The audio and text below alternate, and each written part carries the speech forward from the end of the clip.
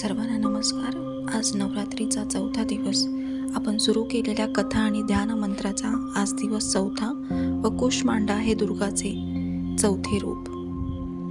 भगवती श्री कुष्मांडा दुर्गेच्या चौथ्या रूपाचे नाव कुष्मांडा आहे. आपल्या स्मित हास्यामुळे ब्रह्मांड उत्पन्न केल्यामुळे या देवीला कुष्मांडा देवी असे म्हटले जाते. संस्कृतमध्ये कुष्मांडाला कुम्हड असे म्हणतात. कुम्हड्यांचा बळी तिला अधिक प्रिय आहे. या कारणामुळे ही तिला कुष्मांडा म्हणून ओळखले जाते. नवरात्रीच्या चौथ्या दिवशी या देवीची पूजा केली जाते. ध्यान मंत्र सुरा संपूर्ण कलशम रुधिरा प्लुतमेवम च ददना हस्तपदमाभ्याम कुष्मांडा शुभदास्तु मे.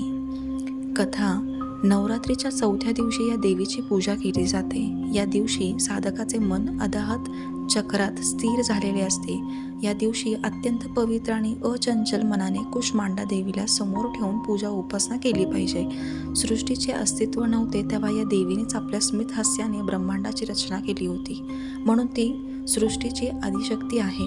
या देवीचे निवासस्थान सूर्यमंडळात आहे. तिथे निवास करण्याची शक्ती केवळ या देवीमध्येच आहे. तिचे शरीर सूर्याप्रमाणे देदीप्यमान आहे. तिचे तेज आहे आणि प्रकाशामुळे 10 दिशा उजळून निघतात. ब्रह्मांडात असलेल्या सर्व वस्तू आणि प्राण्यांमधील तेज केवळ या देवीच्या कृपेमुळेच आहे. देवीच्या 8 भुजा आहेत. ही देवी अष्टभुजा या नावाने देखील प्रसिद्ध आहे.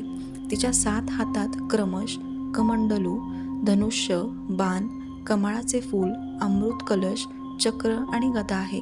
8व्या हातात जपमाळा असून तिचे वाहन सिंह आहे. कुष्मांडाच्या उपासनेमुळे भक्तांचा आजार बरा होतो.